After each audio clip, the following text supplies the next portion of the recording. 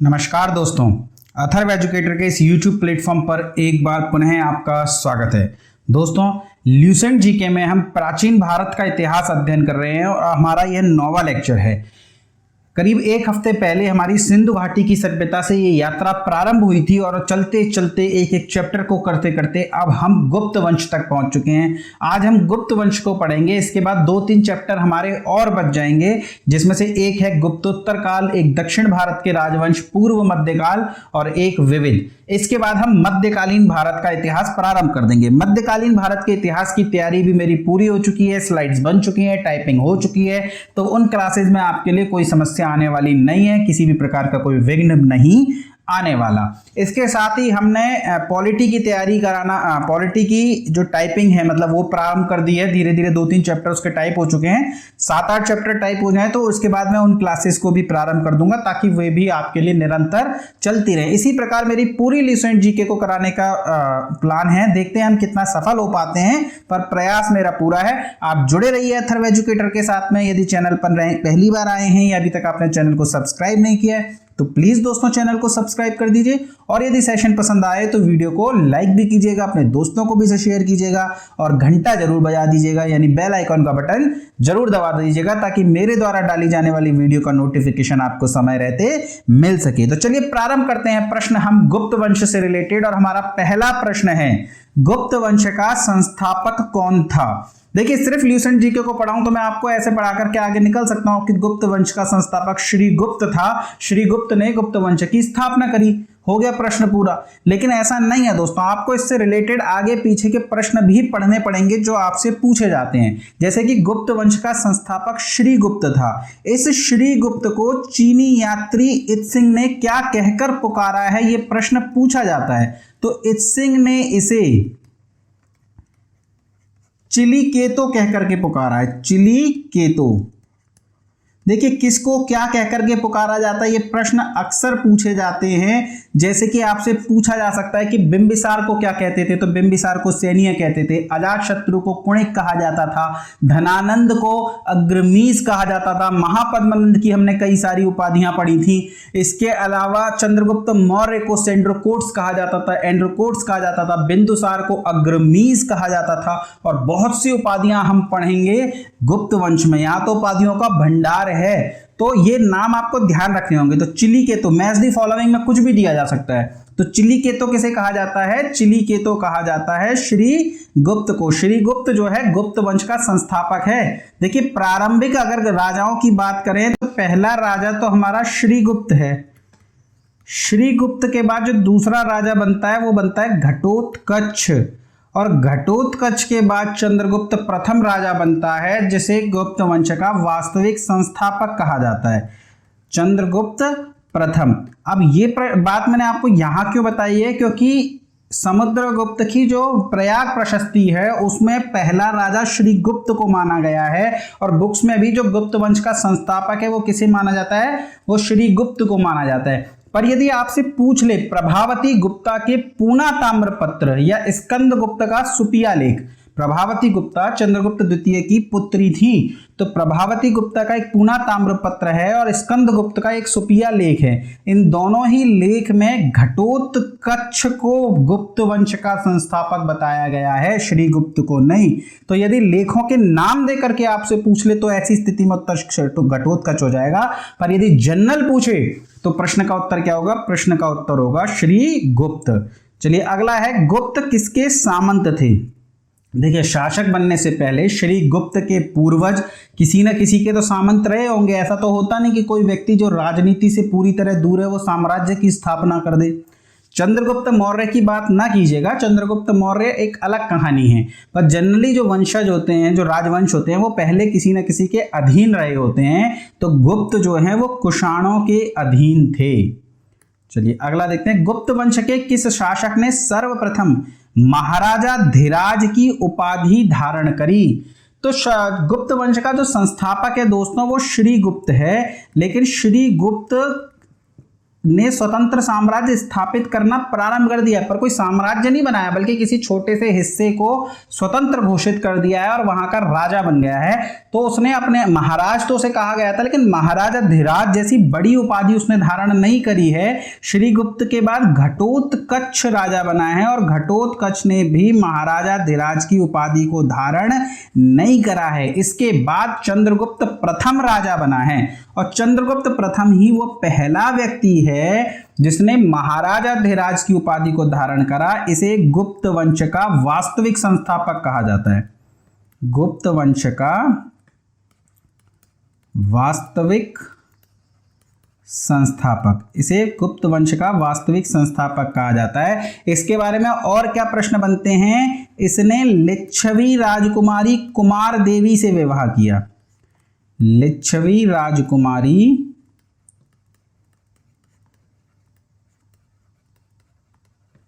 कुमार देवी से विवाह किया। तो पहला प्रश्न तो यही बनता है कि गुप्त वंश का वास्तविक संस्थापक कौन है? चंद्रगुप्त प्रथम।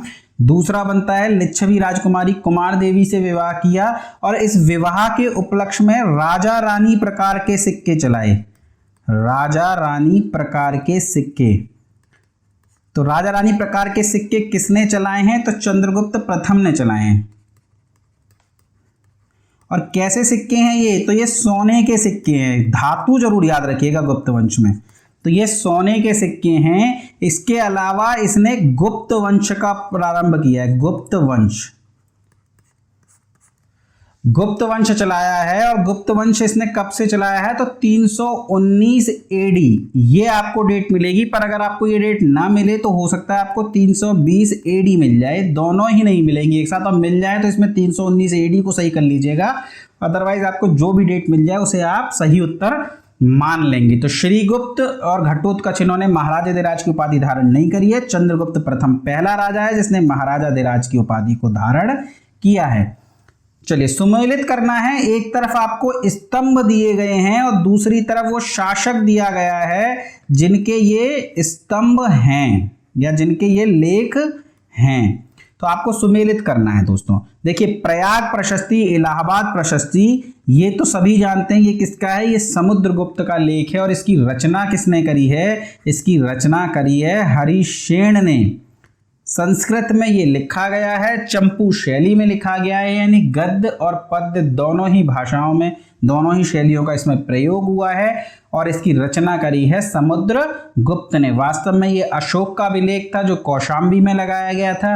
बाद में इसमें प्रयाग प्रशस्ति की रचना हरिशेन ने कर दी और अकबर इसे प्रयाग लेकर के आ गया। और इसमें किस किस के लेख मिलते हैं? तो इसमें अशोक का लेख मिलता है, समुद्रगुप्त का लेख मिलता है, बीरबल का लेख मिलता है और जहांगीर का लेख मिलता है। जी हाँ, बीरबल का, अकबर का नहीं मिलता बल्कि बीरबल का मिलता। तो ये चारों के इसमें लेख मिलते हैं। तो ये प्रयाग प्रशस्ति किसकी है? तो ये समुद्रगुप्त की है।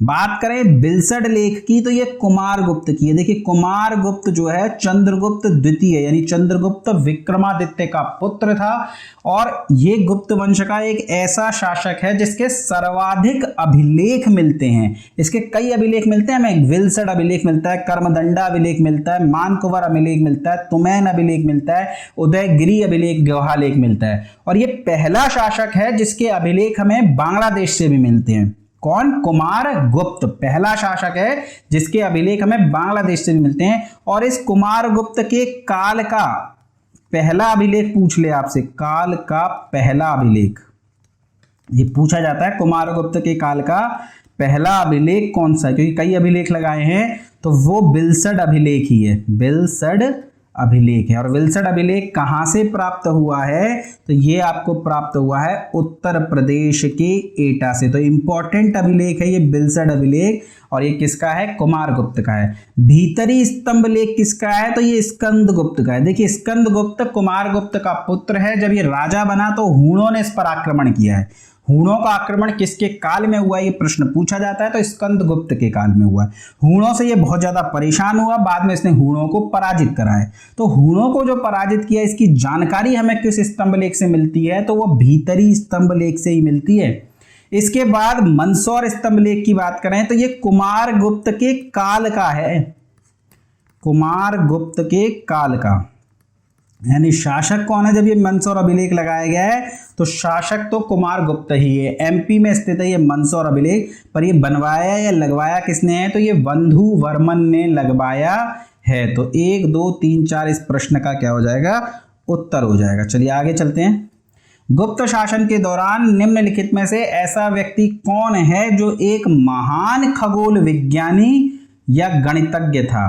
तो देखिए गुप्त काल के आपको कई विद्वान मिलेंगे। चंद्रगुप्त द्वितीय के साम्राज्य में या चंद्रगुप्त द्वितीय के दरबार में 9 रत्न थे। उन 9 रत्नों के बारे में हम आगे चर्चा करेंगे। तो उनमें से एक वराह मिहिर भी था। और वराह मिहिर क्या था, तो वराह मिहिर खगोल विज्ञानी या ज्योतिष था। लेकिन यहां पर पूछ रहा है गणितज्ञ, तो खगोल विज्ञानी और गणितज्ञ कौन था, आर्यभट्ट था। लेकिन ध्यान रखिएगा आर्यभट्ट गुप्त कालीन है, महान खगोल विज्ञानी और महान गणितज्ञ हैं। भारत में अगर गणित की बात की जाए तो आर्यभट्ट के बिना ये पूरी नहीं हो सकती। पर आर्यभट्ट चंद्रगुप्त द्वितीय के 9 रत्नों में से एक नहीं है, इस बात को आप ध्यान रखिएगा। अगर आप किसी बड़े एग्जाम की तैयारी कर रहे हैं तो वहां पर सत्य सत्य या कथन में प्रश्न पूछे जाते हैं। आजकल तो खैर 1 डे एग्जाम में भी पूछे जाने लग गए हैं, तो थोड़ा ध्यान रखिएगा। आर्यभट्ट खगोल विज्ञानी है, गणितज्ञ है, गुप्तकालीन है, लेकिन चंद्रगुप्त द्वितीय के नवरत्नों में से एक नहीं है। जबकि वराहमिहिर एक खगोल विज्ञानी है जो चंद्रगुप्त द्वितीय के नवरत्नों में से एक है। अगला प्रश्न है, गुप्त शासकों की सरकारी या दरबारी भाषा थी।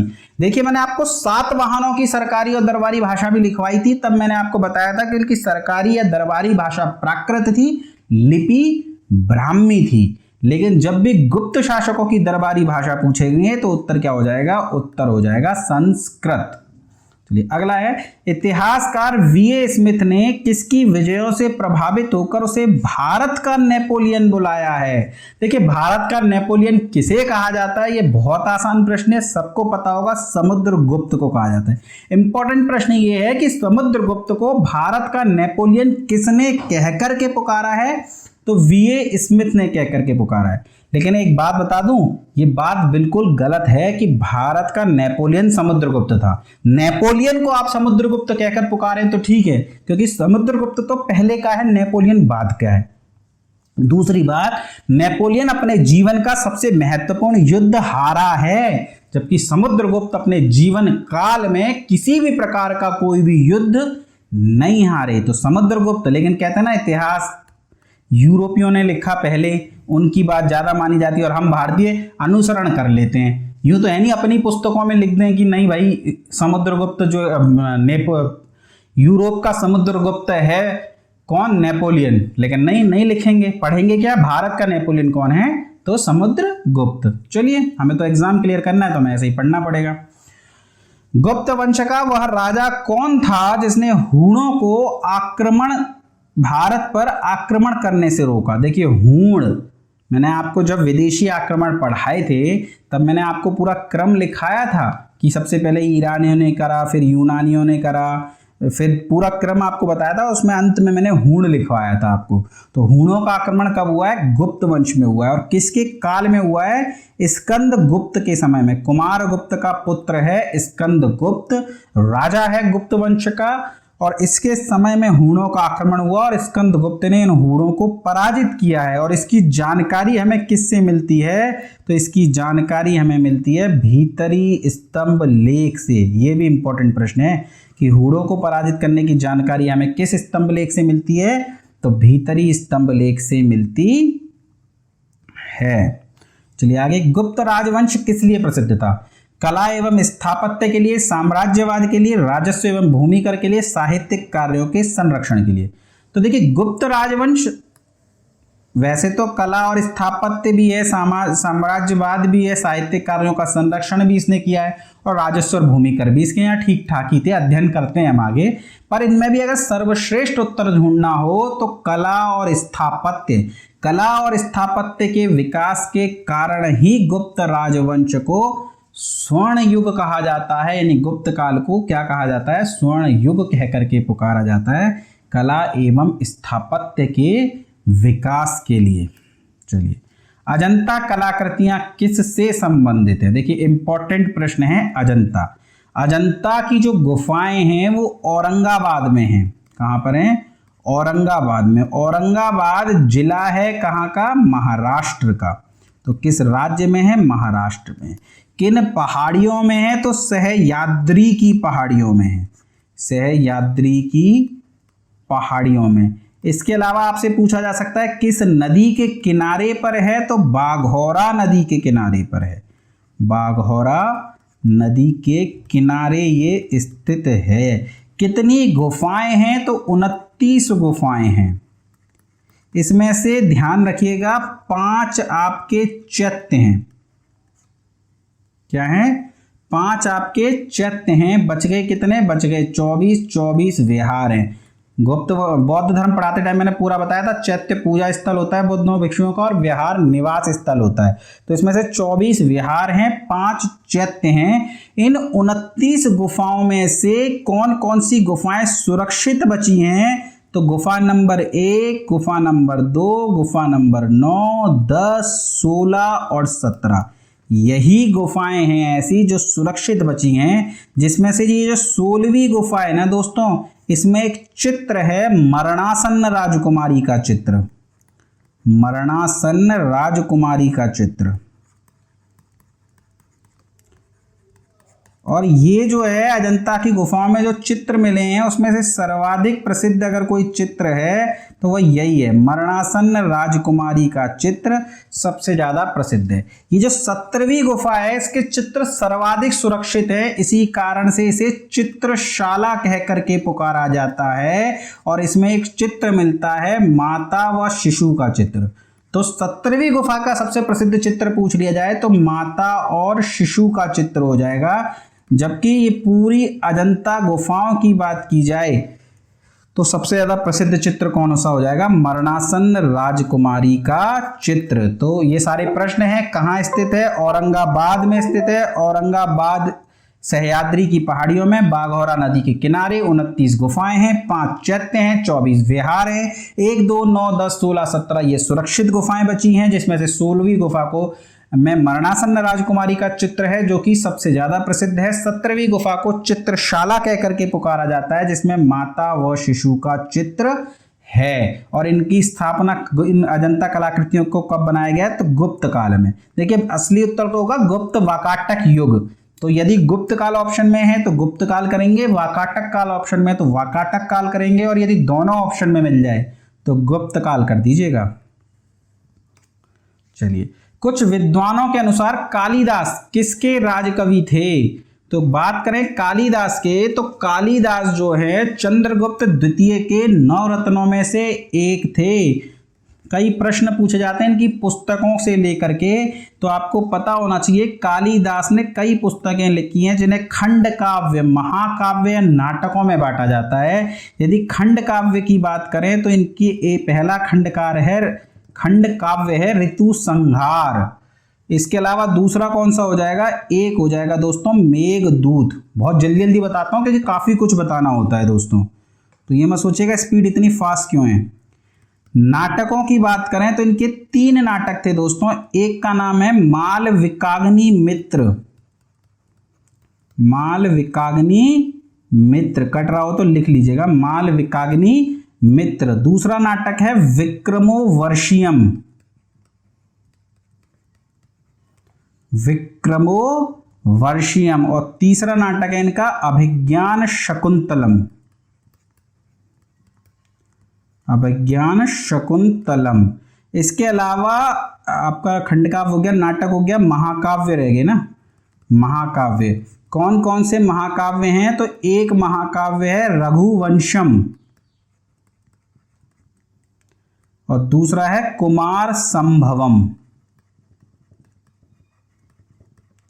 कुमार संभवम। तो खंड काव्य है ऋतु संहार, मेघदूत। नाटक है मालविकाग्नि मित्र, विक्रमोवर्षियम, अभिज्ञान शकुंतलम। महाकाव्य है रघुवंशम, कुमार संभवम। यदि इनकी पहली रचना पूछ ली जाए तो वो हो जाएगी ऋतु संहार। इन सब में से जो सबसे पहले लिखा गया था वो लिखा गया था इनका ऋतु संहार। पर यदि सर्वश्रेष्ठ रचना पूछ ली जाए तो वो हो जाएगी अभिज्ञान शकुंतलम। तो ये भी याद रखिएगा, पहली रचना ऋतु संहार है और सर्वश्रेष्ठ रचना कौन सी है? अभिज्ञान शकुंतलम। चलिए अगला है अजंता चित्रकारी का विषय वस्तु निम्नलिखित में से किससे संबंधित है? तो अजंता के बारे में हमने पूरा पढ़ लिया है और बौद्ध धर्म से यह संबंधित चित्रकारी है। उत्तर गुप्त युग में जो विश्वविद्यालय प्रसिद्ध हुआ, देखिए गुप्त काल में कुमार गुप्त के समय में एक विश्वविद्यालय की स्थापना की गई जिसे हम नालंदा विश्वविद्यालय के नाम से जानते हैं। तो कुमार गुप्त के काल में हुआ है। तो जब गुप्त वंश समाप्त हो गया तब ये बहुत ज्यादा प्रसिद्ध हो रहा है, धीरे धीरे प्रगति के पथ पर पा रहा है। और जब आएगा ना बख्तियार खिलजी तो वो उससे चिढ़ जाएगा और वो उसे नष्ट करेगा, पर उसके लिए भी इतना आसान नहीं होगा इसे नष्ट करना। इतना प्रसिद्ध था ये नालंदा विश्वविद्यालय, बहुत बड़ा था ये। 3 महीने तक तो इसकी केवल लाइब्रेरी जली थी। तो ये नालंदा जो है ये उत्तर गुप्त युग में प्रसिद्ध विश्वविद्यालय बन गया। चलिए आगे देखते हैं, एरण अभिलेख का संबंध है। देखिए एरण अभिलेख इंपॉर्टेंट प्रश्न है ये, क्यों? क्योंकि सती प्रथा के प्राचीनतम साक्ष्य किससे मिलते हैं? तो वो इसी एरण अभिलेख से मिलते हैं। सती प्रथा के प्राचीनतम साक्ष्य यानी सबसे पहले सती होने का जो साक्ष्य मिलता है वो इसी से मिलता है। गुप्त शासक था भानुगुप्त, उसके सेनापति की पत्नी सती हो गई थी। तो कौन है? भानुगुप्त। एरण अभिलेख का संबंध समुद्रगुप्त से भी है। समुद्रगुप्त की पत्नी दत्त देवी का नाम मिलता है एरण अभिलेख में। पर यदि समुद्रगुप्त और भानुगुप्त दोनों भी दे दिए जाएं तो भानुगुप्त ही आप करेंगे, वही सही उत्तर होगा। चलिए आगे देखते हैं, फायान किसके शासनकाल में भारत में आया? तो चीनी यात्री था फायान, जो कि चंद्रगुप्त द्वितीय के शासनकाल में भारत आया। तो किसके काल में आया? गुप्त काल में। किसके? चंद्रगुप्त द्वितीय के शासनकाल में। कब आया है? 399 एडी में आया है। कब आया है ये पूछा जाता है, कब आया है और कब गया है। 414 एडी में गया, यानी लगभग 15 वर्षों तक ये भारत में रहा। और इसने जो अपनी पुस्तक लिखी है उस पुस्तक का क्या नाम है? फो क्यो की। और इसी पुस्तक में इसने बताया है कि भारत में जो व्यापार है वो कौड़ियों से होता था। और ध्यान रखना, इसने अपनी पुस्तक में सभी विश्वविद्यालयों की बात करी है पर तक्षशिला विश्वविद्यालय की बात नहीं करी, जिससे पता लगता है कि ये बौद्ध धर्म की ही चर्चा करता है। तक्षशिला विश्वविद्यालय में सनातन धर्म का वर्चस्व था। चलिए, फायान कहाँ का निवासी है? देखिए फायान कहाँ का निवासी है? चीन का निवासी है, जो 414 में आया, 399 एडी में आया, 414 में चला गया। इसकी पुस्तक क्या है? इसकी पुस्तक का नाम है फो क्यो की। आपसे पूछा जा सकता है इसने सबसे ज्यादा वर्णन कहाँ का करा है? तो मध्य देश की स्थिति का इसने सर्वाधिक वर्णन करा है। मध्य देश मतलब मगध, मध्य देश की स्थिति का सर्वाधिक वर्णन। यूपीएससी में पूछा गया था कि ये कथनों में दिया गया था कि जल मार्ग से आया, थल मार्ग से गया, तो नहीं, ये थल मार्ग से आया था। भाई घूमते फिरते आ रहा है ना, रुक रुक के आ रहा है, सारे एरिया देखते हुए आ रहा है, तो समुद्र से थोड़ी आएगा, जमीन से आएगा ना। लेकिन जब जाना था तो जल्दी पहुंचना था, क्योंकि सब कुछ देख चुका है, तो जल मार्ग से ये वापस गया है। तो थल मार्ग से आया, जल मार्ग से गया। पर इसने अपनी पुस्तक में मध्य देश की स्थिति का वर्णन सबसे ज्यादा किया है। पर चंद्रगुप्त द्वितीय के बारे में इस पुस्तक में कुछ भी नहीं बताया है। राजा राजा कहकर के पुकारा है, नाम तो नहीं दिया ना। तो चंद्रगुप्त द्वितीय का नाम पुस्तक में नहीं मिलता, ये कथनों में दिए जाते हैं, इस वजह से मैंने आपको यहां बता दिया है। चंद्रगुप्त द्वितीय का नाम नहीं, ऐसे लिख लीजिए, ठीक है। चलिए, ज़्यादा से ज़्यादा फैक्ट मैं आपको देने की कोशिश करता हूँ। इतने से टाइम पीरियड में बहुत सारे प्रश्न होते हैं, इसलिए लंबा टाइम लगता है मेरे को वीडियो बनाने में, वरना छोटी सी वीडियो बन जाएगी। सेतुबंध का रचनाकार प्रवरसेन प्रथम द्वितीय किस वंश का शासक था? देखिए सबसे ज्यादा इंपॉर्टेंट यही है, सेतुबंध की रचना किसने करी है, ये प्रश्न पूछा जाता है। किसने करी है? प्रवरसेन प्रथम द्वितीय ने। किस वंश का था? वाकाटक वंश का। गुप्तों के समकालीन है ये वाकाटक। गुप्त राजा चंद्रगुप्त द्वितीय की जो पुत्री है प्रभावती गुप्ता, इस प्रभावती गुप्ता का विवाह हुआ है वाकाटक नरेश रुद्रसेन द्वितीय के साथ में। किसके साथ में? रुद्रसेन द्वितीय के साथ में। तो ये समकालीन थे। ध्यान रखिएगा, आपसे ना गोत्र पूछे जाते हैं, एक एग्जाम में गोत्र पूछा गया है। गुप्तों का गोत्र क्या था? तो गुप्तों का जो गोत्र है वो तो धारण गोत्र था। और वाकाटकों का गोत्र भी पूछा जाता है, तो वाकाटकों का क्या था? तो वाकाटक जो हैं वो विष्णुवर्धीय ब्राह्मण थे।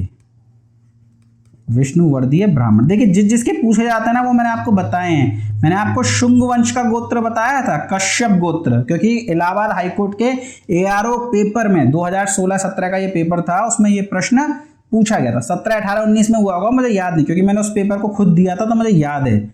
तो वो पूछा गया था, तो वो कश्यप, गुप्तों का गोत्र धारण और वाकाटकों का गोत्र विष्णुवर्धीय ब्राह्मण। चलिए, किस गुप्तकालीन शासक को कविराज कहकर पुकारा जाता है? देखिए उपाधियों से कई प्रश्न बनते हैं, आपको ये उपाधियां जो हैं पता होनी चाहिए। देखिए इस प्रश्न का उत्तर तो समुद्रगुप्त है। समुद्रगुप्त को कविराज कहकर के पुकारा जाता है। और लेकिन फिर भी आप कुछ उपाधियां नोट कर लीजिए, जैसे कि समुद्रगुप्त की बात करें तो समुद्रगुप्त को एक तो कविराज कहा जाता है, इसके अलावा इसे चंद्र प्रकाश की भी उपाधि दी गई है, चंद्र प्रकाश। चंद्रगुप्त द्वितीय,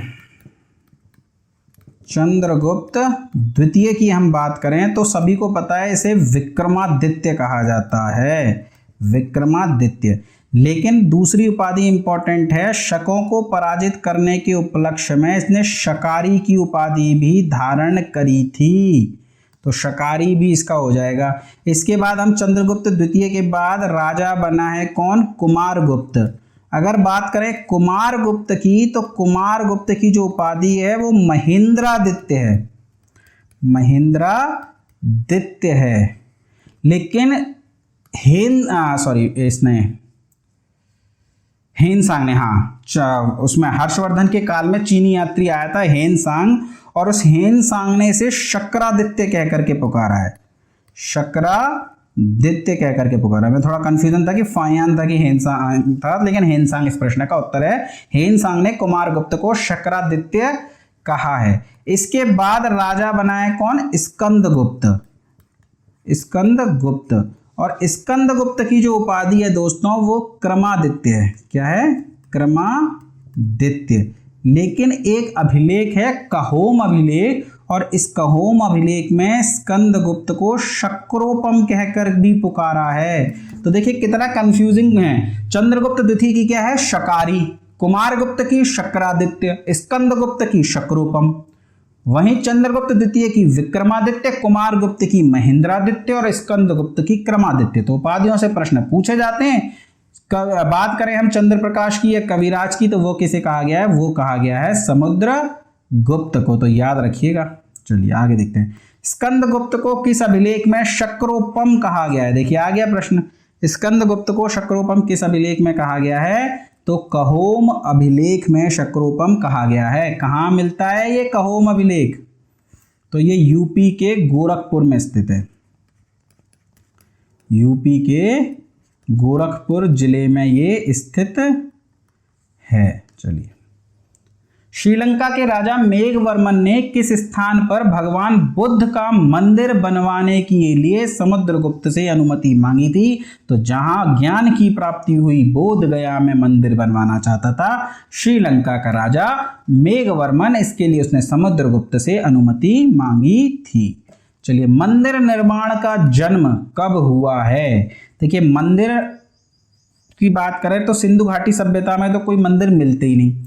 वैदिक काल में भी मंदिरों के साक्ष्य प्राप्त नहीं होते हैं। सबसे पहले जो मंदिर निर्माण का ये जो जन्म हुआ है ये किस काल में है? ये गुप्त काल में। मौर्यों के समय में भी मंदिर नहीं हुआ करते थे, तो गुप्त वंशों ने सबसे पहले मंदिर बनवाए हैं। कई मंदिर हमें आपको यहाँ पढ़ने को मिलेंगे, जिसमें से आपका देवगढ़ का दशावतार मंदिर हो जाएगा, कानपुर का भीतरी गांव मंदिर हो जाएगा, सिरपुर का लक्ष्मण मंदिर हो जाएगा, नचना कोठार का पार्वती मंदिर हो जाएगा, एरण का विष्णु मंदिर हो जाएगा। ऐसे अन्य कई मंदिर हमें पढ़ने को मिलेंगे। इन सभी पर हम चर्चा करेंगे, तो आप ध्यान रखिएगा। मंदिर निर्माण का जन्म सर्वप्रथम किस काल में हुआ है? तो गुप्त काल में हुआ है। चलिए, चंद्रगुप्त द्वितीय ने विक्रमादित्य की उपाधि कब धारण करी? तो शकों का उन्मूलन करने के बाद इसने स्वयं की विक्रमादित्य और दूसरी कौन सी? शकारी, यानी शकों का अंत करने वाला, ये उपाधियां इसने धारण करी थी। और चांदी के सिक्के चलाए थे। तो चांदी के सिक्के चलाने वाला पहला राजा कौन है? तो गुप्त राजा, तो वो विक्रमादित्य ही है, यानी चंद्रगुप्त द्वितीय ही है। तो चांदी के सिक्के क्यों चलाए थे? चांदी के सिक्के क्योंकि शक जो है वो चांदी के सिक्के चलाते थे, इसी में बस अपना विनिमय करते थे। तो उसी विजय को यादगार बनाने के लिए उन्हीं की तरह इसने चांदी के सिक्के भी चलाए हैं। चलिए, गुप्त काल के सर्वाधिक लोकप्रिय देवता कौन हैं? तो गुप्त काल में सबसे ज्यादा विष्णु धर्म की पूजा होती थी, सर्वाधिक उत्थान वैष्णव का धर्म का ही हुआ है। विष्णु जो है गुप्त काल के सर्वाधिक लोक देवता थे, लोकप्रिय देवता थे। और पूछा जाता है कि गुप्त काल में विष्णु के लिए कौन सा शब्द प्रयोग में लिया गया है? तो जो शब्द प्रयोग में लिया है वो है शार्डिंग। तो गुप्त काल में विष्णु को क्या कहकर पुकारा गया है? शार्डिंग। बहुत लोगों के लिए नई बात होगी, लेकिन ये प्रश्न पूछा जा चुका है। चलिए, चंद्रगुप्त द्वितीय ने अपनी किस विजय की खुशी में चांदी के विशेष सिक्के जारी किए? चलिए आ गया ये प्रश्न। तो चांदी के विशेष सिक्के किसने जारी किए हैं? तो चांदी के विशेष सिक्के जारी करे हैं चंद्रगुप्त द्वितीय ने, शकों को पराजित करने के बाद शकारी की और विक्रमादित्य की उपाधि ली है। देखिए, सोने के सिक्के सबसे पहले कौन चला रहा है गुप्त राजाओं में? चंद्रगुप्त प्रथम, राज रानी प्रकार के सिक्के, कुमार देवी से विवाह करने के बाद, पढ़ा था हमने। तांबे के सिक्के हम आगे पढ़ेंगे। एक रामगुप्त, चंद्रगुप्त प्रथम से पहले, द्वितीय से पहले रामगुप्त राजा बना है और उस रामगुप्त ने तांबे के सिक्के चलाए हैं। और चांदी के सिक्के चलाएगा चंद्रगुप्त द्वितीय। तो सोने के कौन? चंद्रगुप्त प्रथम। तांबे के कौन? रामगुप्त। चांदी के कौन? चंद्रगुप्त द्वितीय। तो सोने और तांबे के बंद तो नहीं हो गए, वे सिक्के भी चल रहे हैं। तो अगर आपसे पूछ लिया जाए तीनों प्रकार के सिक्के किसने चलाए हैं, तो ऐसी स्थिति में प्रश्न का उत्तर क्या हो जाएगा? चंद्रगुप्त द्वितीय। तो एक्सप्लेनेशन में मैं बहुत कुछ बताता हूं, जरूर सुना कीजिए उसे। भारतीय संस्कृति का स्वर्ण युग था, तो स्थापत्य कला के विकास के कारण गुप्त काल को भारतीय संस्कृति का स्वर्ण युग कहा जाता है। फायान और हेनसांग ने रिक्त स्थान के राज्यों को देखा। तो फायान आया था चंद्रगुप्त द्वितीय के काल में, हेनसांग आया था हर्षवर्धन के काल में। धनवंतरी थे। अब देखिए, मैं जब से वैदिक सभ्यता पढ़ा रहा हूं तब से लगातार हर वीडियो में पूछ रहा था धनवंतरी की पुस्तक का नाम क्या है, पर किसी ने नहीं बताया। तो या तो आपने पता नहीं था तो आपने रिसर्च भी नहीं करी। ऐसे नहीं होता दोस्तों, प्रश्न का उत्तर आपको पता होना चाहिए। अब तो मैं बता ही दूंगा, धनवंतरी की पुस्तक का नाम है नवकीतम। मैं कहता था जब गुप्त काल पढ़ाऊंगा तब बता दूंगा। नवकीतम। धनवंतरी चंद्रगुप्त विक्रमादित्य के राज दरबारों में से जो नवरत्न थे उनमें से एक थे। क्या थे? चंद्रगुप्त विक्रमादित्य के राज दरबार के नवरत्नों में से एक थे और ये प्रसिद्ध चिकित्सक थे। देखिए, इनके 9 रत्नों के नाम मिलते हैं। इन 9 रत्नों में कौन कौन थे? तो कालिदास थे, धनवंतरी थे, वराह मिहिर थे, अमर सिंह थे, छपड़क थे, शंकु थे, वैताल भट्ट थे, वरुरुचि थे और घटकरपर थे। अगर आप लिखना चाहते हैं तो मैं फिर से बोल रहा हूं, नोट कर लीजिएगा। कालिदास, अमर सिंह, धनवंतरी, छपड़क, वराह मिहिर, शंकु, वैताल भट्ट, घटकरपर और वरुरुचि। हो गए 9। तो ये ध्यान रखिएगा। चलिए आगे देखते हैं। गुप्तकालीन शासन प्रणाली किस प्रकार की थी? तो वंशानुगत राजतंत्र था, तो राजतंत्रात्मक शासन प्रणाली थी। फायान द्वारा रचित फोक्यूकी नाम निम्न में से किसका वर्णन नहीं मिलता है? किसका विवरण नहीं मिलता है फोक्यूकी में? तो बौद्ध राज्यों का विवरण मिल रहा है, गौतम बुद्ध के उपदेशों का मिल रहा है, बौद्ध मंदिर, स्तूप और विहारों का मिल रहा है, पर सिद्धांतों पर, दर्शन पर बात नहीं करी है उसने। वो एक हिस्टोरियन था, उसने जो पढ़ा वो लिखा। बौद्ध धर्म के राज्यों को उसने घूमा तो उनके बारे में लिखी, बौद्ध धर्म के उपदेशों को सुना, अशोक के शिलालेख देखे उसमें उपदेश लिखे तो वो लिख दिए, मंदिर देखे, स्तूप देखे, विहार देखे तो उनके बारे में बात कर दी, पर सिद्धांत या दर्शनों के बारे में उसने कोई बात नहीं करी है। गुप्त स्थापत्य कला का सर्वश्रेष्ठ मंदिर निम्न में से कौन सा है? देखिए, मंदिरों का निर्माण गुप्त काल में ही प्रारंभ हुआ है। अगर सर्वश्रेष्ठ मंदिर की बात की जाए तो देवगढ़ का दशावतार मंदिर सबसे सर्वश्रेष्ठ मंदिर हो जाएगा। ये कहाँ है? यूपी के ललितपुर जिले में है। कहाँ पर है? यूपी के ललितपुर जिले में। किस शैली में यह निर्मित है? तो पंचायतन शैली में निर्मित है। पंचायतन शैली में निर्मित है। किसका मंदिर है? तो विष्णु का मंदिर है। विष्णु की अनंतशायी मुद्रा की यहां पूजा होती है। विष्णु की अनंतशायी मुद्रा। अनंतशायी मुद्रा क्या होती है? अनंतशायी मुद्रा होती है शेष नाग पर भगवान विष्णु विश्राम कर रहे हैं, उसे अनंतशायी मुद्रा कहते हैं। इसकी जो है दर्शन है ये देवगढ़ के दशावतार मंदिर में होते हैं, जो ललितपुर जिले में है, पंचायतन शैली में निर्मित है। इसके अलावा आपसे ईंटों का मंदिर पूछा जा सकता है। ईंटों का मंदिर, तो ईंटों का मंदिर एक तो आपको रटा हुआ होगा, कानपुर का भीतरी मंदिर। कानपुर का भीतरी मंदिर, ये ईंटों से निर्मित मंदिर है। इसके अलावा एक और ध्यान रखिएगा, लक्ष्मण मंदिर। लक्ष्मण मंदिर, और ये कहां पर है? तो ये सिरपुर में है। सिरपुर कहां है? तो सिरपुर पड़ता है आपका छत्तीसगढ़ में, तो इसे सिरपुर का लक्ष्मण मंदिर भी कहते हैं। ये दोनों मंदिर ईंटों से निर्मित हैं। अन्य मंदिरों की बात करें तो आपका भूमरा का शिव मंदिर है, जो कि एमपी में है। इसके अलावा तिगवा का विष्णु मंदिर है, जो कि एमपी में पड़ता है। और नोट कर लीजिए, नचना कोठार का पार्वती मंदिर, ये भी एमपी में पड़ता है। नचना कोठार का पार्वती मंदिर। एरण का विष्णु मंदिर, ये भी आपका एमपी में पड़ता है। और पिपरिया का विष्णु मंदिर, ये भी आपका एमपी में ही पड़ता है। तो ये 6-7 मंदिर हैं, आपको पता होने चाहिए। चलिए बात करें अजंता की किन गुफाओं का निर्माण गुप्त काल में हुआ है। तो अजंता की गुफाएं हमने पढ़ी, औरंगाबाद महाराष्ट्र में बाघौरा नदी के किनारे पर ये स्थित है, गुप्त काल की हैं। और जो है यहाँ पे जो गुफाएं शेष बची हैं वो 1, 2, 9, 10, 16 और 17 हैं। गुप्त कालीन पूछें तो 16, 17 और 19 हालांकि अब शेष नहीं बची है। 16वीं गुफा में चित्र मिलता है, कौन सा? मरणासन्न राजकुमारी का चित्र। जबकि 17वीं गुफा जिसे चित्रशाला के नाम से जाना जाता है, इसमें कौन सा चित्र मिलता है? तो माता और शिशु का चित्र। दोस्तों ऐसे ही रटा होना चाहिए आपको अजंता की गुफाएं, इसी प्रकार से आप बोल सके जैसे मैं बोल रहा हूं, ठीक है? तो रटी होनी चाहिए आपको ये बात। चलिए आगे देखते हैं। अमरकोश के लेखक अमर सिंह किस शासक के दरबार से जुड़े थे? तो नवरत्नों की हमने बात करी थी आपसे, कालिदास, वराहमिहिर, शंकु, छपड़क, धनवंतरी, अमर सिंह, घटकर पर, वररुचि, वैताल भट्ट। जिसमें से एक है अमर सिंह, जिन्होंने किसकी रचना करी है?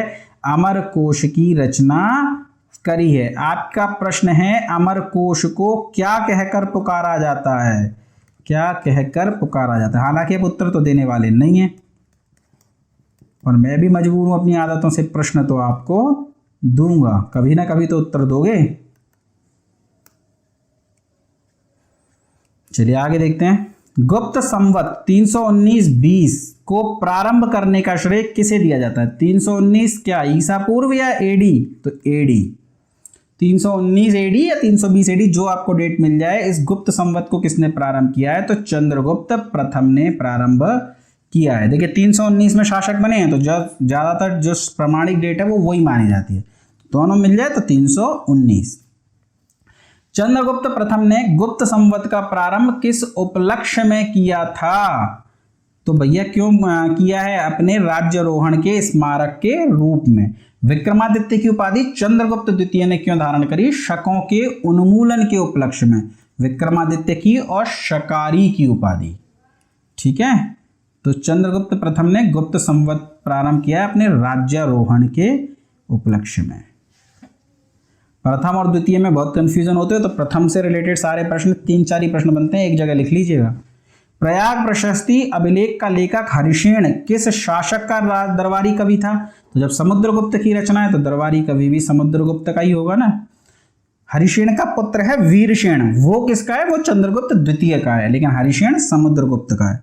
चलिए आगे देखते हैं। गुप्त काल को प्राचीन भारत में क्लासिकल युग क्यों कहा जाता है? तो कला और साहित्य के क्षेत्र में अपने चरमोत्कर्ष के कारण। स्वर्ण युग क्यों कहा जाता है? कला, वास्तुकला और साहित्य के विकास के कारण, ठीक है? कोई कंफ्यूजन नहीं। चलिए, सारनाथ के धमेक स्तूप का निर्माण किस काल में हुआ? आई डोंट नो, इसका उत्तर गुप्त काल क्यों दे रखा है प्रश्न में, लेकिन इसका उत्तर है क्या, मौर्य काल। धमेग स्तूप अशोक का है, ये मौर्य काल में निर्मित हुआ है। गुप्त काल में सोने की मुद्रा को क्या कहा जाता है? देखिए मुद्राओं से प्रश्न बनते हैं। एक है सोने के सिक्के, इन सोने के सिक्कों को क्या कहा जाता था? तो गुप्त काल में इन्हें दीनार या दरब कहा जाता था। देखिए दीनार आपको ऐसा लगेगा कि तो इस्लामिक शब्द है, लेकिन नहीं, गुप्त काल में जो सोने के सिक्के होते थे उन्हें या तो दीनार कहते थे या दरब कहते थे। जबकि चांदी के जो सिक्के होते थे दोस्तों, इन चांदी के सिक्कों को क्या कहा जाता था? इन्हें कहते थे रुपयक। देखिए रुपयक। और तांबे का जो सिक्का होता था, तांबे का सिक्का जो सबसे पहले किसने चलाया है? रामगुप्त ने। इस तांबे के सिक्के को माशक कहते थे। चांदी का सिक्का किसने चलाया? चंद्रगुप्त द्वितीय ने। और सोने का सिक्का किसने चलाया है? चंद्रगुप्त प्रथम ने। राज रानी प्रकार के सिक्के, तीनों प्रकार के सिक्के किसने चलाए हैं? तो चंद्रगुप्त द्वितीय ने। तो सोने का सिक्का क्या कहलाता था? दीनार या दरब। चांदी का रुपयक, तांबे का माशक। गलती मत कीजिएगा। अब इतने डिटेल में पढ़ाने के बाद भी यदि गलती करें तो फिर दिक्कत हो जाएगी, क्योंकि मैं यहाँ जो कुछ बोल रहा हूँ एक्स्ट्रा कुछ भी नहीं बोल रहा हूँ। इतना तो आपको कम से कम पढ़ना ही पड़ेगा दोस्तों। आप सोचो कि सब कुछ पढ़ा दिया, ऐसा नहीं है, बहुत कुछ है मेरे पास, लेकिन उतना ही बता रहा हूँ जितना आपके लिए आवश्यक है। कुमार संभव महाकाव्य किस कवि ने लिखा है? तो पूरा पढ़ चुके हैं हम। कुमार संभव किसकी रचना है? कालिदास की रचना है। कुमार संभव, अभिज्ञान शकुंतलम, मालविकाग्नि मित्र, रघुवंशम, ऋतु संहार, मेघदूतम, ये सभी हम पढ़ चुके हैं। तो किसकी रचना है कुमार संभव? महाकाव्य की। कुमार संभव और रघुवंश दो महाकाव्य थे इनके। भारतीय संस्कृति का स्वर्ण युग था, ये तो कई बार आ लिया प्रश्न, अब तो रट गया होगा, गुप्त काल। और पहले से भी आपको पता ही होगा, आसान सा ये प्रश्न है। नालंदा विश्वविद्यालय की स्थापना का युग है। कुमार गुप्त के काल में नालंदा विश्वविद्यालय की स्थापना हुई है। इसका मतलब प्रश्न का उत्तर क्या हो जाएगा? प्रश्न का उत्तर हो जाएगा कुमार गुप्त यानी गुप्त वंश। अगला प्रश्न देखते हैं। गुप्त युग में भू राजस्व की दर थी। तो गुप्त युग में भू राजस्व की दर क्या थी? उपज का छठा भाग यानी 1/6। और पॉइंट्स में निकालना हो तो 100 को 6 से डिवाइड कर दीजिएगा, उत्तर आपको मिल जाएगा। नगरों का क्रमिक पतन किस काल की एक महत्वपूर्ण विशेषता थी? तो देखिए नगरों का पतन प्रारंभ हो गया है गुप्त काल में, तो धीरे धीरे नगर पतित हो रहे हैं। कहते हैं गुप्त वंश के अंतिम समय तक पाटलिपुत्र जैसा नगर भी एक ग्राम बन चुका था, यानी नगरों का पतन हो रहा है। तो नगरों का पतन किसकी विशेषता है? तो ये भी आपकी गुप्त काल की विशेषता है। चलिए आगे देखते हैं। किस वंश के शासकों ने मंदिरों एवं ब्राह्मणों को सबसे अधिक ग्राम अनुदान में दिए? तो देखिए मैंने आपको सातवाहनों में पढ़ाया था, जब मैं उत्तर मौर्य काल पढ़ा था तब भी मैंने बताया था कि यदि सर्वप्रथम पूछे तो उत्तर हो जाएगा सातवाहन, लेकिन यदि सर्वाधिक पूछे, सर्वप्रथम पूछे तो सातवाहन, और यदि सर्वाधिक पूछे तो उत्तर क्या होगा? ऐसी स्थिति में उत्तर हो जाएगा गुप्त वंश। तो प्रश्न का उत्तर क्या हो जाएगा? प्रश्न का उत्तर हो जाएगा गुप्त वंश। चलिए आगे देखते हैं। दिल्ली के मेहरौली में कुव्वतुल इस्लाम मस्जिद के प्रांगण में प्रसिद्ध लौह स्तंभ किसकी स्मृति में है? तो ये माना जाता है दोस्तों, इसमें जो नाम मिलता है ना वो केवल चंद्र मिलता है। तो बड़ा विवाद का प्रश्न है कि चंद्रगुप्त मौर्य का है, चंद्रगुप्त प्रथम का है, चंद्रगुप्त द्वितीय का है, लेकिन जो अधिकांश विद्वान हैं वो इसे चंद्रगुप्त द्वितीय का मानते हैं, और हमारे एग्जाम के सभी बोर्ड्स ने भी इसे चंद्रगुप्त द्वितीय का माना है। तो हमारे लिए तो कोई दिक्कत है नहीं, राजा चंद्र लिखा हुआ है, बस जो आपको नाम याद रखना है वो क्या याद रखना है? चंद्रगुप्त द्वितीय। पर अगर ऐसे दे दिया जाए चंद्रगुप्त प्रथम, चंद्रगुप्त द्वितीय, चंद्रगुप्त मौर्य या चंद्र, तब आप चंद्र कर दीजिएगा, क्योंकि जो उसमें राजा मिलता है वो तो चंद्र मिलता है। हालांकि ऐसा प्रश्न अभी तक बना नहीं है।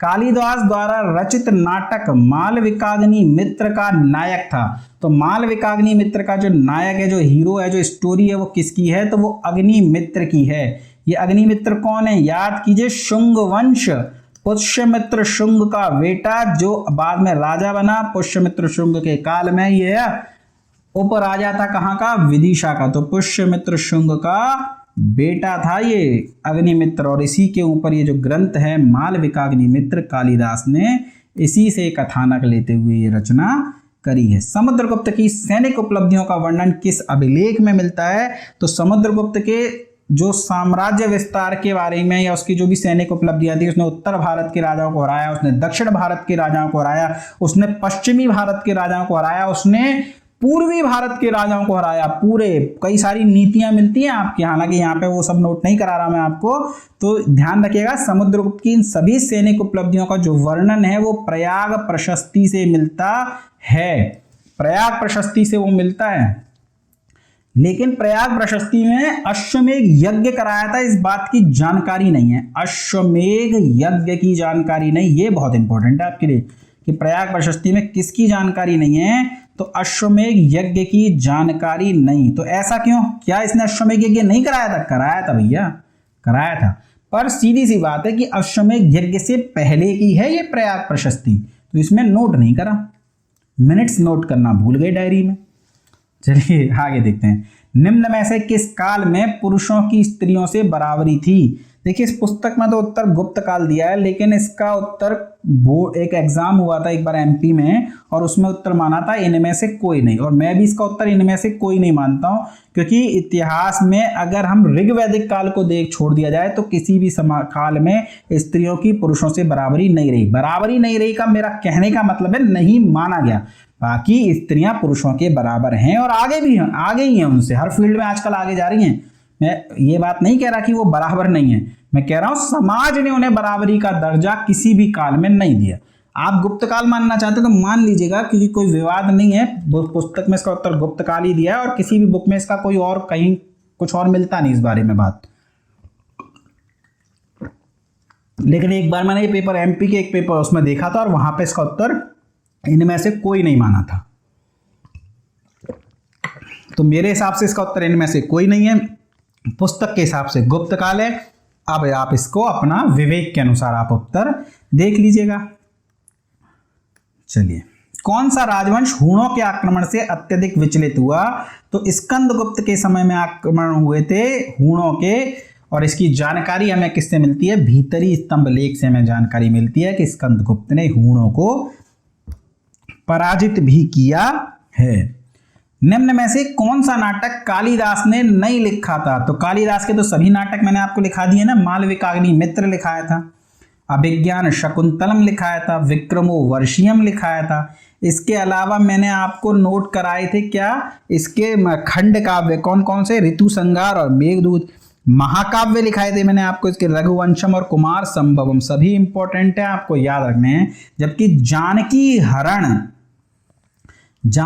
हरण जो है कालिदास का नहीं है, ये किसकी रचना है? ये श्रीलंका के एक लेखक है कुमारदास, उनकी रचना है जानकी हरण। चलिए आगे देखते हैं। अजंता की गुफाओं के सरीखी गुफाएं मध्य प्रदेश में कहाँ हैं? देखिए अजंता की गुफाएं फिर से एक बार बता दूं, औरंगाबाद जिले में, महाराष्ट्र में, बाघौरा नदी के किनारे पर सह्याद्री पर्वत माला में। 16वीं गुफा में माता और शिशु का चित्र मिलता है, मरणासन्न राजकुमारी का चित्र मिलता है, और 17वीं गुफा में माता और शिशु का चित्र मिलता है। 17वीं गुफा को चित्रशाला कहते हैं, इसी के चित्र सर्वाधिक सुरक्षित हैं। इन जो गुफाओं का निर्माण है ये गुप्त काल में हुआ है, गुप्त वाकाटक युग में हुआ है, और 16वीं 17वीं और 19वीं जो गुफा है वो गुप्त काल की है। यहां प्रश्न पूछा जा रहा है कि मध्य प्रदेश में ऐसी कौन सी गुफाएं? तो मध्य प्रदेश में है बाघ की गुफाएं, बाघ, धार जिले में मध्य प्रदेश में बाघ की गुफाएं। ध्यान रखिएगा ये किस नदी के किनारे पर है? तो ये बाघिनी नदी के किनारे पर है। देखिए बाघिनी नदी के किनारे पर है बाघ की गुफाएं, जबकि अजंता की गुफाएं कहां पर हैं? बाघौरा नदी के किनारे पर। कंफ्यूजन मत क्रिएट कीजिएगा अपने मन में कोई, अजंता कहां है? बाघौरा नदी, पता लगे एग्जाम में कंफ्यूज हो जाए, बाघौरा नदी, और जबकि बाघ की गुफाएं कहां हैं? बाघिनी नदी के किनारे पर। चलिए आगे देखते हैं। गुप्त वंश ने किस अवधि में शासन किया? देखिए गुप्त वंश ने किस अवधि में शासन किया, ये प्रश्न ना यहाँ पे तो गलत है बेटा, क्योंकि गुप्त वंश जो शासन प्रारंभ हुआ है वो 275 एडी में प्रारंभ हुआ है श्री गुप्त के साथ में, और जो समाप्त हुआ है वो 550 ईस्वी में हुआ है कुमार गुप्त तृतीय के साथ में। विष्णुगुप्त भी मिल जाता है आपको, तो ये है असली डेट। पर इसमें 319 एडी में आप मान सकते हैं कि चंद्रगुप्त प्रथम का राज्याभिषेक हुआ था, जिसे वास्तविक संस्थापक माना जाता है, तो यहां से गुप्त वंश प्रारंभ हुआ होगा। अब यहाँ पे ये 2 डेट दी हुई हैं, तो ये तो किसी भी प्रकार से रिलेटेड नहीं है। 550 के आसपास कौन सी आ रही है? 500 एडी आ रही है, 324 एडी में थोड़ी खत्म हो गया है वो। तो फिर ये एप्रोप्राइट आंसर है, क्लोजेस्ट आंसर है, इस वजह से हम इसे उत्तर मान सकते हैं, क्योंकि 500 एडी के बाद कमजोर राजा ही रह गए थे। यूरोपियन भाषा में अनुवादित प्रथम भारतीय ग्रंथ कौन सा है? तो वो है दोस्तों अभिज्ञान शकुंतलम, जिसकी रचना किसने करी है? कालिदास ने। अगला प्रश्न है,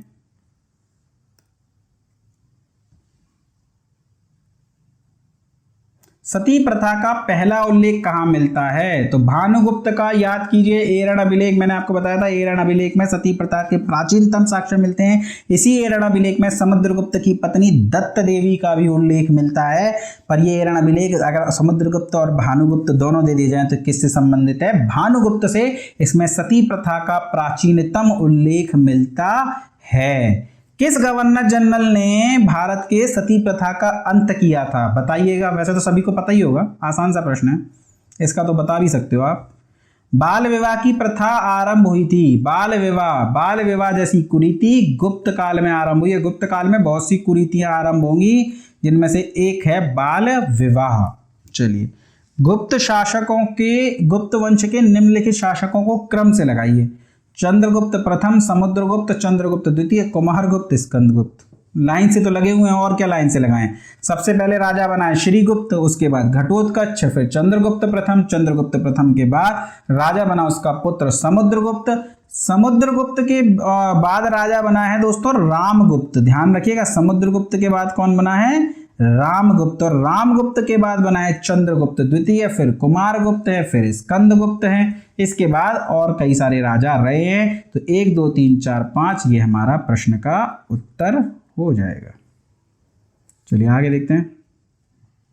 गुप्तकालीन सिक्कों का सबसे बड़ा ढेर कहां से प्राप्त हुआ है? तो सबसे बड़ा ढेर प्राप्त हुआ है बयाना, भरतपुर से। सोने के सिक्के चंद्रगुप्त प्रथम ने चलाए, राजरानी प्रकार के सिक्के, तांबे के सिक्के रामगुप्त ने चलाए, चांदी के सिक्के चंद्रगुप्त द्वितीय ने चलाए। तीनों प्रकार के सिक्के चंद्रगुप्त द्वितीय के द्वारा चलाए गए। चांदी के सिक्के को क्या कहते हैं? रुपयक। सोने के सिक्के को क्या कहते हैं? दीनार और दरब। और वहीं तांबे के सिक्के को क्या कहते हैं? माशक। ऐसे दोस्तों रटा होना चाहिए आपको। कुछ भी पढ़े कंपैरेटिव स्टडी जरूर किया कीजिए। एक प्रश्न में पिछला सारा रिकॉल कीजिए, तब याद होती हैं चीजें, सिर्फ रटने से नहीं याद होती। किस गुप्त शासक को नालंदा विश्वविद्यालय का संस्थापक माना जाता है? तो कुमारगुप्त प्रथम को। हेनसांग ने कहा है कि शक्रादित्य ने नालंदा के लिए भूमि दान दी। तो शक्रादित्य की उपाधि किसकी है? कुमारगुप्त प्रथम की। तो कुमारगुप्त प्रथम को नालंदा विश्वविद्यालय का संस्थापक माना जाता है। चलिए अगला प्रश्न देखते हैं। कथन कारण दिए हुए हैं दोस्तों। प्राचीन भारत में सामंती व्यवस्था का अभ्युदय सैनिक अभियानों में देखा जा सकता है। देखिए, सैनिक अभियानों के लिए सामंत बनाए जाते थे। सामंत जिनके पास घोड़े होते थे, सेना होती थी, और आवश्यकता पड़ने पर ये राजा की सैन्य सहायता करते थे। बदले में इन्हें भूमि मिलती थी भू राजस्व वसूलने के लिए। तो सामंती व्यवस्था का जो अभ्युदय है वो सैनिक अभियानों में देखा जा सकता है। गुप्त काल में सामंती व्यवस्था का पर्याप्त विस्तार हुआ था। देखिए, गुप्त काल में बहुत ज्यादा बढ़ गई है सामंती व्यवस्था, लेकिन ये तो पहले से भी मौजूद है, गुप्त काल में थोड़ी शुरू हुई है। तो सैन्य अभियानों का अभ्युदय इस वजह से थोड़ी है कि सामंती व्यवस्था का विकास गुप्त काल में हुआ है, ये तो पहले से ही है। तो कथन और कारण दोनों सही हैं, पर कथन कारण की सही व्याख्या नहीं करता है। ये बड़ा कंफ्यूजन होता है ए और बी में मारना। तो प्रश्न को सॉल्व करना सीखिए। चलिए आगे देखते हैं।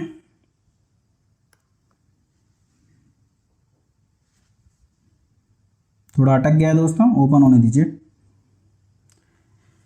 गुप्त काल में भारतीय व्यापार निम्नलिखित में से किस एक पत्तन से संचालित होता था? तो गुप्त काल का जो महत्वपूर्ण बंदरगाह था वो ताम्रलिप्ति था, बंगाल की खाड़ी में स्थित था। यहां से गुप्त काल का व्यापार जो है संचालित होता था विदेशों के साथ में। व्यापार उन्नत अवस्था में था। सुमेलित करना है दोस्तों, ये नवरत्न नहीं है, ये कुछ महान विद्वान दिए हुए हैं और ये बताना है आपको किस फील्ड से है ये। जैसे कि विशाख दत्त, विशाख दत्त की पुस्तक है मुद्र राक्षस। याद कीजिए, गुप्त काल में भी मैंने मौर्य काल में आपको पढ़ाया था मुद्र राक्षस। इसी पुस्तक में चंद्रगुप्त मौर्य को वृषल कहा गया है और ये जो है नाटक है, एक नायिका विहीन नाटक है, जासूसी ग्रंथ है जिसमें चंद्रगुप्त मौर्य के दरबारों की दुर्विसंधियों का वर्णन है। ये सभी विस्तार से हमने बताया था। इनकी दूसरी पुस्तक है देवी चंद्रगुप्तम, जिसमें रामगुप्त, ध्रुव देवी और चंद्रगुप्त द्वितीय की स्टोरी है। ठीक है, तो ये किसका ग्रंथ है? विशाख दत्त का। तो विशाख दत्त नाटक से संबंधित है। जबकि वराह मिहिर क्या थे? खगोल विज्ञानी और ज्योतिष थे, चंद्रगुप्त द्वितीय के नवरत्नों में से एक थे। चरक कौन थे? चरक एक चिकित्सा से संबंधित हैं, चरक धन्वंतरी सुश्रुत। और ब्रह्मगुप्त कौन है? तो ब्रह्मगुप्त हैं गणितज्ञ। ऐसी स्थिति में क्या हो जाएगा? 2 3 1 4। देख लीजिए कहाँ दिया है, ये दिया हुआ है आपका सी पर। चंद्रगुप्त द्वितीय के काल में विद्या, कला और साहित्य का महान केंद्र कौन सा था? तो चंद्रगुप्त द्वितीय के काल में महान केंद्र कौन था? उज्जैन था। अवंती में काफी विकास हुआ था और इसे कुछ समय के लिए चंद्रगुप्त द्वितीय ने अपनी राजधानी के रूप में भी रखा था, द्वितीय राजधानी। कालिदास की किस कृति की गिनती विश्व की 100 प्रसिद्ध साहित्यिक कृतियों में होती है? तो कौन सी है वो है अभिज्ञान शकुंतलम। सबसे फेमस बुक है इनकी, सर्वश्रेष्ठ रचना है अभिज्ञान शकुंतलम। वर्तमान गणित में दशमलव प्रणाली का आविष्कार श्रेय निम्न में से किस युग को है? तो दशमलव प्रणाली आर्यभट्ट। किस युग में? गुप्त युग में। निम्न में से कौन गुप्त वंश के पतन का कारण नहीं है? स्कंदगुप्त के बाद केंद्र की शक्तियों का दुर्बल होना। देखिए, सामंत मजबूत होते जा रहे हैं, केंद्रीय सत्ता कमजोर होती जा रही है। और जब भी ऐसा हो कि सामंत मजबूत हो, केंद्रीय सत्ता कमजोर हो, तो हमेशा पतन होता है। हूणों का आक्रमण लगातार चल रहा है। हालांकि स्कंदगुप्त ने हूणों को पराजित किया है, पर उस आक्रमण के कारण गुप्त वंश की अर्थव्यवस्था कमजोर हो गई है और सामंत मजबूत हो रहे हैं, यानी प्रांतीय शासक लगातार विरोध कर रहे हैं। ये सभी कारण है। पर सत्ता के लिए आंतरिक कलह या उत्तराधिकार का संघर्ष, ऐसी कोई बात हमें गुप्त वंश में विशेष रूप से पढ़ने को नहीं मिलती है। कुछ छोटे मोटे रहे हैं, लेकिन विशेष कुछ भी खास ऐसा नहीं रहा है। तो ये पतन का कारण नहीं है। सबसे मोस्ट अप्रोप्रिएट ढूंढा तो फिर यही मिलेगा आपको। चलिए अगला प्रश्न देखते हैं। निम्नलिखित में से किस गुप्त शासक ने अपने सिक्कों पर वीणा बजाते हुए आकृति में अंकित करवाया है? देखिए, सबसे ज्यादा सिक्के समुद्रगुप्त के मिलते हैं गुप्त काल में। समुद्रगुप्त ने 6 प्रकार के सिक्के चलाए, सभी सोने के हैं। वीणा प्रकार के सिक्के, परशु प्रकार के सिक्के, अश्वमेघ। अब देखिए, अश्वमेघ प्रकार के सिक्के चलाए हैं, तो इससे पता लगता है कि अश्वमेघ किया था इन्होंने, तभी तो अश्वमेघ प्रकार के सिक्के चलाएंगे। गरुण प्रकार के सिक्के, इसके अलावा व्याघ्र प्रकार के सिक्के, और छठवां कौन सा हो जाएगा? धनुर्धर प्रकार के सिक्के। याद रखिएगा, वीणा, परशु, अश्वमेघ, गरुण, व्याघ्र, धनुर्धर। इनमें से ये जो वीणा प्रकार के सिक्के हैं, इसमें समुद्रगुप्त को वीणा बजाते हुए दिखाया गया है सिक्कों पर। तो प्रश्न का उत्तर क्या हो जाएगा? प्रश्न का उत्तर हो जाएगा समुद्रगुप्त। वह प्रथम भारतीय विद्वान कौन था जिसने गणित को एक पृथक विषय के रूप में स्थापित किया? तो आर्यभट्ट इस प्रश्न का उत्तर हो जाएगा। गुप्तकालीन पुस्तक नवकीतम का संबंध है, तो नवकीतम धन्वंतरी की है, चिकित्सा से इसका संबंध है। चलिए, तांबे का सिक्का जारी करने वाला पहला गुप्त शासक कौन था? आ गया प्रश्न, किसने किया था? रामगुप्त ने। चंद्रगुप्त प्रथम ने सोने के राजा रानी प्रकार के सिक्के, चंद्रगुप्त द्वितीय ने चांदी के सिक्के और रामगुप्त ने तांबे के सिक्के। और तीनों प्रकार के सिक्के किसने? चंद्रगुप्त द्वितीय ने। तीनों प्रकार के सिक्के किसने चलाए? चंद्रगुप्त द्वितीय ने। तो प्रश्न का उत्तर क्या हो जाएगा? प्रश्न का उत्तर हो जाएगा रामगुप्त। चलिए, नंबरिंग नहीं है, 70वां प्रश्न 70। सुमेलित आपको करना है समुद्रगुप्त। समुद्रगुप्त की प्रयाग प्रशस्ति है चंद्रगुप्त द्वितीय मेहरौली स्तंभ लेख जिसमें से चंद्र कह करके पुकारा गया है। स्कंदगुप्त की कौन सी हो जाएगी दोस्तों, भीतरी स्तंभ लेख जिससे हमें पता लगता है इसने शकों को पराजित किया। और बुधगुप्त का क्या हो जाएगा, पहाड़पुर ताम्रपत्र। तो 1 2 3 4 किसके हो जाएंगे, ये हो जाएंगे आप प्रश्न का उत्तर हो जाएगा। ध्यान रखिए कुमारगुप्त के अभिलेख हमें बांग्लादेश से भी मिले थे ना, तो दूसरा गुप्त शासक जिसके अभिलेख हमें बांग्लादेश से मिले हैं वो बुधगुप्त ही है। तो 1 2 3 4 दोस्तों इस वीडियो में ना इस चैप्टर में कुछ और प्रश्न बचते हैं, 8-10 प्रश्न और बचते हैं। मैंने वो टाइप तो किए थे लेकिन कुछ टेक्निकल एरर की वजह से वो सेव नहीं हो पाए थे। तो मेरे पास एक था कि मैं उनको टाइप करूं फिर क्लास लेकर आऊं, तो वो क्लास आपकी लेट हो जाती या नहीं आ पाती किसी कारणवश। तो मैंने जो है इन 70 प्रश्नों की ये वीडियो आपके लिए बना ली है। बाकी जो 10 प्रश्न हैं वो मैं आपको जब उत्तर गुप्त काल पढ़ाऊंगा तो उसी में उन प्रश्नों को डाल दूंगा, यानी कल आपको वो प्रश्न मिल जाएंगे। तो ऐसा बुक से मैच करेंगे कहीं यार ये तो प्रश्न सर ने कराए नहीं, क्योंकि वो थोड़े बड़े प्रश्न तो आपको लगेगा कि वो बड़े की वजह से नहीं कराए। मैच दी फॉलोइंग से बड़े क्या, तो मैं सारे मैच दी फॉलोइंग्स तो करा ही रहा हूँ ना आपको, तो उन्हें भी कराऊंगा, लेकिन वो आपको मिलेंगे कल के वीडियो लेक्चर में। चलिए फिर पढ़ते रहिए, मस्त रहिए, चैनल को शेयर सब्सक्राइब करते रहिए। धन्यवाद दोस्तों।